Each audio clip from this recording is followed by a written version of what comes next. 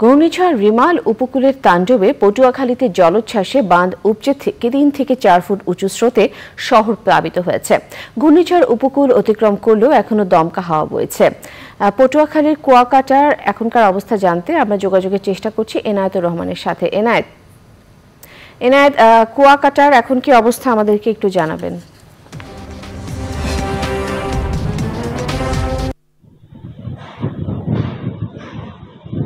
রীতিতা ধন্যবাদ।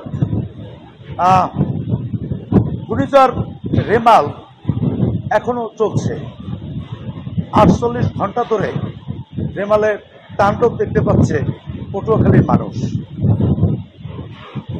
এরই মধ্যে পটুয়াখালীর বাউফলে ঘর চাপা পড়ে অজ্ঞাত এক ব্যক্তি মারা গেছেন এবং গতকাল জলোচ্ছ্বাসে ভেসে গিয়ে এক ছেলের মৃত্যু হয়েছে। আপনি যেমনটি বলছিলেন যে পটুয়াখালী শহর রক্ষা বাঁধ গড়িয়ে পটুয়াখালী শহরের বিভিন্ন এলাকা 3 থেকে 4 ফুট নিচু জোয়ারে প্লাবিত হয়েছে। বিভিন্ন গ্রামের বেড়িবাঁধ ভেঙে অন্তত 15টি ইউনিয়নের শতাধিক গ্রাম ও চর প্লাবিত হয়েছে 3 থেকে 4 ফুট উঁচু পানিতে। কয়েক হাজার পরিবার পানিবন্দী অবস্থায় আছে।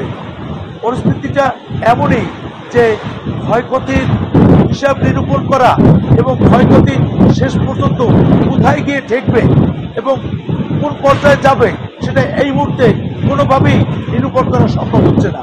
জেলা প্রশাসন বিভিন্নভাবে প্রচেষ্টা চালাচ্ছেন, কিন্তু যোগাযোগ ব্যবস্থা একেবারেই অচল হয়ে পড়েছে। আমার কাছে এই ছিল এ পর্যন্ত সর্বশেষ। পরবর্তীতে আবার যুক্ত হতে পারলে আপনাকে জানাবো। ধন্যবাদ আপনাকে।